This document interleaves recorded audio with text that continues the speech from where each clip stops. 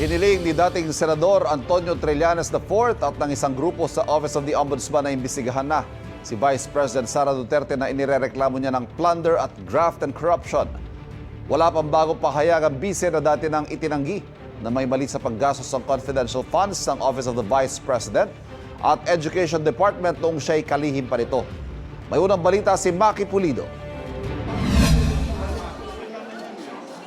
Sa inihaing reklamo sa Ombudsman ni dating Senator Antonio Trillanes IV at civil society group na The Silent Majority laban kay Vice President Sara Duterte, inakusahan nila ang bise ng plunder, malversation of public funds, graft and corruption, bribery and culpable violation of the Constitution, betrayal of public trust at other high crime. Hiningi ng mga complainants na mag-imbestiga ang Office of the Ombudsman at pagkatapos ay maghain ng impeachment complaint laban kay Vice President Sara Duterte. Ayon sa reklamo, guilty raw si Duterte ng graft and corruption, bribery at plunder dahil sa di umano'y maanumalyang paggamit ng 650 million pesos na kabuang halaga ng confidential funds nung kalihim pa ng DepEd at bilang Vice President. Naka-attach dito ang salaysay ni Ramil Madriaga, ang nagpakilalang dati umanong civilian intelligence agent ni Duterte at ng ama niyang si dating Pangulong Rodrigo Duterte at nagsabing naghatid umano siya ng pera mula sa confidential funds sa ilang individual sa utos ng bise. Nilustay din umano ni Duterte ang higit 2.7 billion pesos na confidential funds nung mayor siya ng Davao City. Lumobo raw ang halagang ito mula 2010 hanggang 2022.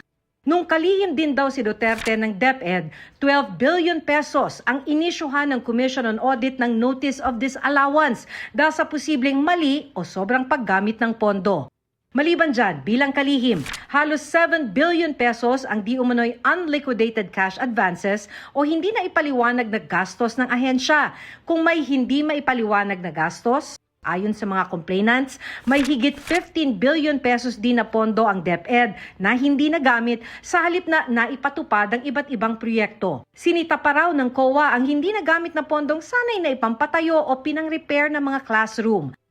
Dahil dyan, ayon daw sa COA, 192 classrooms lang daw ang naipatayo ng DepEd samantalang 6,000 ang target at 208 classrooms lang ang na-repair sa target na higit 7,000.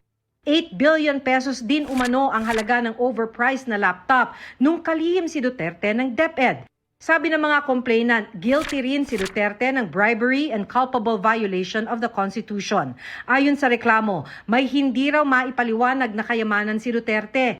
May 2.4 billion pesos umanong nakadeposito sa bank account ni Duterte kung saan ka-joint account ang kanyang amang si dating Pangulo Rodrigo Duterte at asawang si Attorney Manasseh Carpio. Ang mga bank deposit na ito at ibang ari-arian, hindi rin daw idineklara ni Duterte sa kanyang TALN.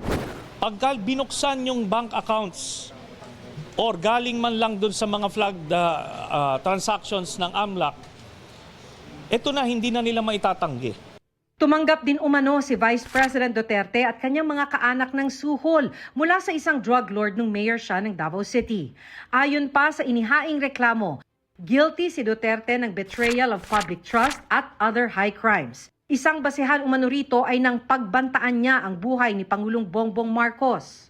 Pinapakita ng complaint na ito na una, ang kabuuang halaga ng mga nilimas o niwaldas ni Sara Duterte ay maihahanay sa mga pinakamalalaking flood control scandal. Nagsimula yung nakawan nung mayor pa lang siya.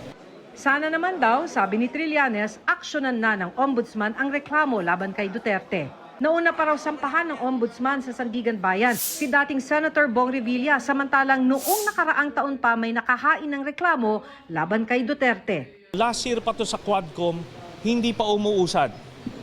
Etong kay Senator Bong Revilla, linggo lang ang binilang. 90 million ang halaga. Hinihingi pa namin ang pahayag ni Vice President Duterte. Sinubukan din namin kumuha ng pahayag ng Office of the Vice President pero wala pa silang tugon. Pero dati nang sinabi ni Duterte na wala siyang personal relationship kay Madriaga, hindi rin daw siya nagbigay ng anumang utos dito at hindi raw niya ito nakausap kailanman. Dati na rin niyang itinanggi na may mali sa paggastos ng Office of the Vice President at DepEd sa confidential funds. Ito ang unang balita, Maki Pulido para sa GMA Integrated News. Kapuso, huwag magpapahuli sa latest news and updates. Mag-iuna ka sa balita at mag-subscribe sa YouTube channel ng GMA Integrated News.